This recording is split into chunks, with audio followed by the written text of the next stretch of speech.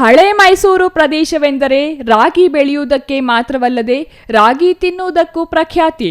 ಇನ್ನು ರಾಗಿ ಮುದ್ದೆ ಜೊತೆಗೆ ನಾಟಿ ಕೋಳಿ ಸಾರಿದೆ ಎಂದರೆ ಹೇಳಬೇಕೇ, ಬಾಯಲ್ಲಿ ನೀರುರದೇ ಇರಲ್ಲ.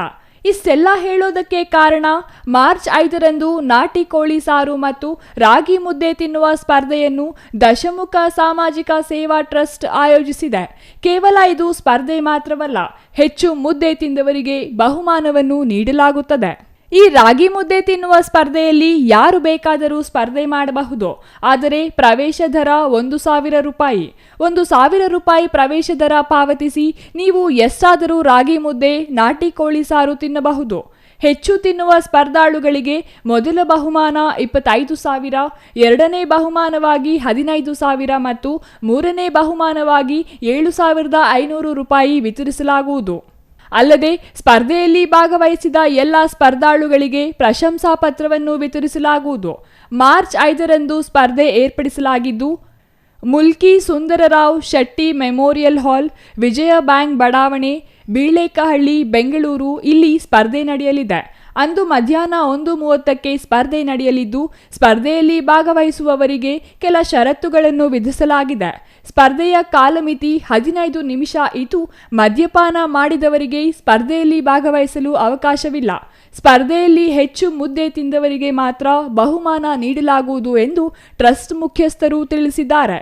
ಇನ್ನು ಹೆಚ್ಚು ತಿಂದು ಆರೋಗ್ಯದಲ್ಲಿ ಏರುಪೇರಾದರೆ ಅದಕ್ಕೆ ಟ್ರಸ್ಟ್ ಜವಾಬ್ದಾರಿಯಲ್ಲ.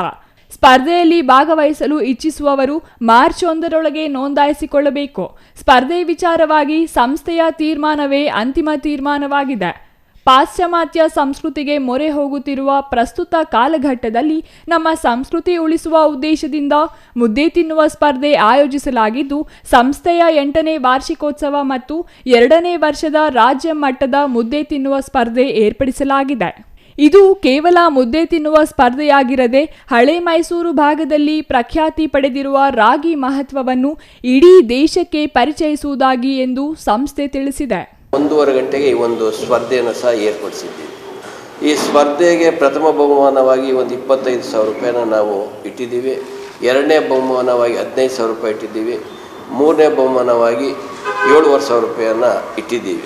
ಇದರ ಉದ್ದೇಶ ಏನಂತಂದರೆ ಸುಮಾರು ಒಂದು 30-40 ವರ್ಷಗಳ ಹಿಂದೆ ರಾಗಿ ತಿಂದ್ರೆ ಇವರು ಕಪ್ಪಾಗ್ತಾರೆ ಅನ್ನೋ ಒಂದು ಮನಸ್ಥಿತಿ ಎಷ್ಟೋ ಜನದಲ್ಲಿತ್ತು. ಅಂದರೆ ಬಡವರ ಆಹಾರ ಅನ್ನೋ ಥರ ಇತ್ತು. ಇವತ್ತು ಶ್ರೀಮಂತರ ಆಹಾರ ಆಗಿ ಇವತ್ತು ರಾಗಿ ಹೊರಹೊಮ್ಮಿದೆ.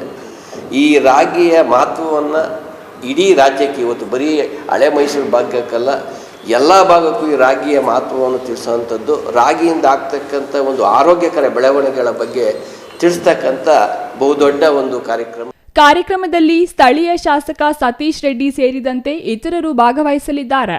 ರಾಗಿ ಬೆಳೆಯುವ ರೈತ ಮತ್ತು ರಾಗಿಯ ಮಹತ್ವ ತಿಳಿಸಲು ವಿನೂತನ ಸ್ಪರ್ಧೆ ಆಯೋಜಿಸಲಾಗಿದ್ದು ಪ್ರತಿಯೊಬ್ಬರೂ ಭಾಗವಹಿಸುವಂತೆ ಸಂಸ್ಥೆಯ ಮುಖ್ಯಸ್ಥರು ಕೋರಿದ್ದಾರೆ. News bureau, CTV news, Chikkaballapur.